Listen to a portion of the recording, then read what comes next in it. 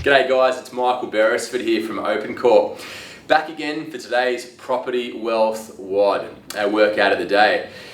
Today we've got a question I received last week. I got asked, Michael, should I put my wife's name on the investment property? And I said, well, it kind of depends how much you love your wife. No, I'm joking. That's not the answer. The answer comes down to how you get the maximum tax benefit for the property, which in turn reduces the amount of cash flow that it costs you guys as a couple to be able to hold that property. Okay. Before I go through this, a couple of disclaimers, guys. If you're a married couple, basically what's one's is both. So if one partner were to pass away, it would be transferred to the other partner. There are a number of different legal things that you need to think about. Obviously investigate those, but this is purely a financial summary for you around that question. Okay, so let me also start by saying that some couples want to be both involved and have both people's names on it. You can do that. I'll show you how you can do that, but still maximize the tax benefit. Okay, but treat this in a general educational sense around what's best to get the best cash flow result. Okay, so let's look at a scenario here where person one has an income of $120,000 per year, okay, and person two in the relationship has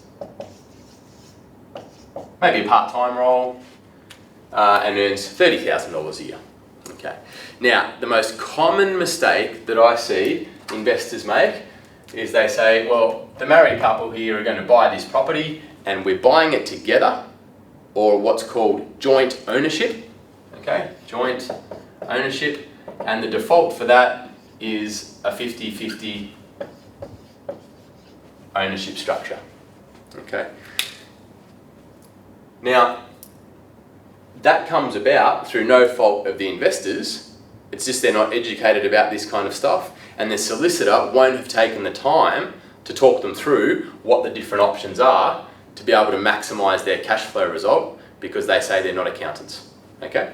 Now, if we look at this scenario here, okay, then the higher income earner here, they're paying tax at close to 40%, and the tax here is closer to 20%. Okay, so there's having 50% of the property owned by the income earner with a lower income, you're missing out on a lot of the potential tax benefit compared to if the property was owned 100% in the higher income earner's name. Okay, so there is actually a happy medium somewhere between this one and this one. Okay, and take your broker's guidance, but in many cases, this $30,000 worth of income will be required for servicing purposes for the bank to give you the money. Okay, so if you're wondering, well, how do we use this $30,000 to maximize our borrowing capacity, but how do we make sure that we're not sacrificing a lot of tax benefit in the process? This is how we do it. Okay, and what it's called is ownership as tenants in common.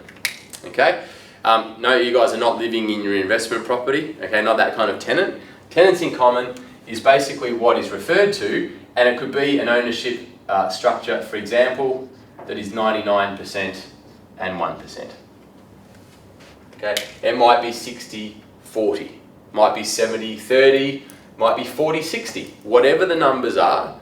Basically what it's saying is that you can bias the ownership of an investment property to ensure that the higher income earner, in this case, is getting the maximum amount of tax benefit. Okay, so the way that would be calculated is that 99% of the rental income would be attributed to this owner, and they would in turn get 99% of the tax benefit. Likewise, 1% of the rental income and 1% of the tax benefit over here. Okay, now you need to take an accountant's guidance on what's best, and if you buy tenants in common, it's really important, guys, that you get your wills updated frequently to ensure that the default setting I mentioned before in 50-50, where the other half just gets handed to the other partner in the relationship, that's not the case here. You need to actually nominate, in this case, that this person would receive the other 99% if something happened to this person and vice versa. Okay, so there's a bunch of moving parts there. Get the right legal advice on it, but it's not complex stuff, guys. The most important thing is that you can get the best of both worlds. Okay, being able to use a secondary income for servicing, but not be sacrificing the tax benefit on the property. Hope you found that useful. Cheers to maximising cash flow, and we'll catch you next time for our next Property Wealth WOD. Bye for now.